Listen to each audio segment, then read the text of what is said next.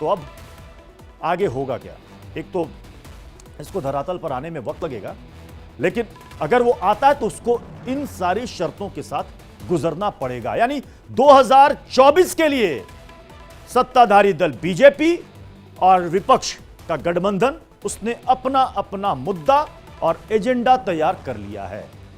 हमारे साथ खास मेहमानों का पैनल इस वक्त जुड़ रहा है। प्रीति अग्रवाल बीजेपी की प्रवक्ता हमें ज्वाइन कर रही हैं, शिल्पी अरोड़ा कांग्रेस की प्रवक्ता हमें ज्वाइन कर रही हैं। हमारे साथ स्टूडियो में दो मेहमान हैं, प्रियंका राणा सामाजिक कार्यकर्ता, वो हमें भी ज्वाइन करेंगी। प्रीति पांडे हैं राजनीतिक विश्लेषक, वो हमें ज्वाइन करेंगी।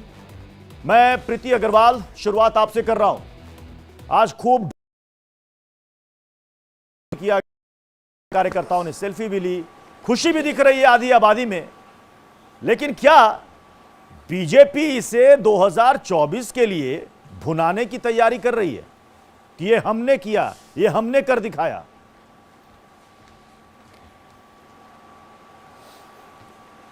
देखिए, भारतीय जनता पार्टी का कोई भी विचारधारा सिर्फ श्रेय लेने की। जी बोलें बोलें बोलें आप। भारतीय जनता पार्टी की विचारधारा श्रेय लेने की नहीं है। भारतीय जनता पार्टी धरातल पे काम करती है। जो सरकारें 50 साल से सरकार में थी, काम श्रेय लेने का वे करती हैं, काम कोई और करता है और श्रेय लेने का प्रयास वो लोग करते हैं। माननीय प्रधानमंत्री जी ने धरातल पे काम किया है, चाहे वो जब सीएम से लेके और पीएम तक माननीय प्रधानमंत्री जी ने बहन बेटियों का उत्थान करने का हमेशा प्रयास किया है और उसको कर दिखाया है।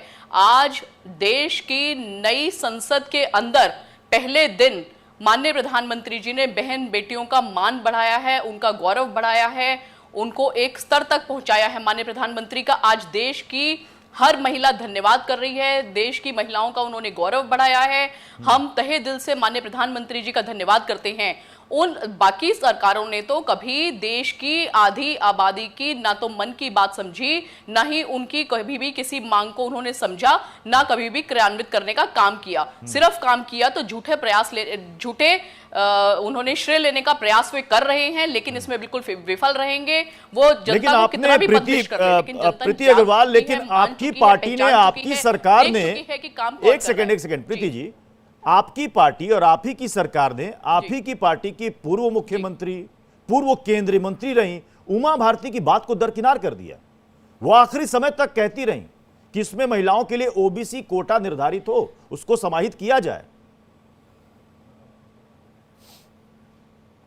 देखिए, सभी से निवेदन ये है कि बहन बेटियों की इस वक्त मनोदशा को समझना है। जो विमेन एम्पावरमेंट का काम हो रहा है उसको होने दिया जाना चाहिए। बहन बेटियों को बांटने का प्रयास मत कीजिए, इस पे पॉलिटिक्स नहीं होनी चाहिए। मतलब इसमें आरक्षण नहीं होना चाहिए, मतलब कोटे के अंदर कोटा नहीं होना चाहिए, ये काम होना चाहिए। कोटे के अंदर कोटा नहीं होना चाहिए। प्रीति अग्रवाल, साफ साफ क्लियर स्टैंड आपका। कोटे के अंदर कोटा नहीं होना चाहिए। जो राहुल गांधी जी बात कर रहे हैं, ओबीसी की बात कर रहे हैं, ओबीसी की बात कर रहे हैं ना, तो मैं ये याद दिलाना चाहती हूँ कि जब सदस्यता उनकी गई थी तो उन्होंने ओबीसी समाज को गाली दी थी, इसीलिए उनकी सदस्यता रद्द हुई थी। वो कोर्ट से भी केस जो है खारिज नहीं हुआ है, लेकिन आज भी उन्होंने इसी तरह से सांसदों का अपमान किया है। आज भी उन्होंने इसी समाज का अपमान किया है और वे बात करते हैं ओबीसी आरक्षण की। एक तरफ तो अपमान करते हैं, कांग्रेस का रुख कर रहा हूं, चरित्र उनका ये है। शिल्पी अरोड़ा जी, राहुल गांधी ने आज माफी मांगी। उन्होंने कहा कि हां, माफी मांगते हैं, हम उस वक्त ओबीसी कोटा अगर डाल देते तो यह बिल पास हो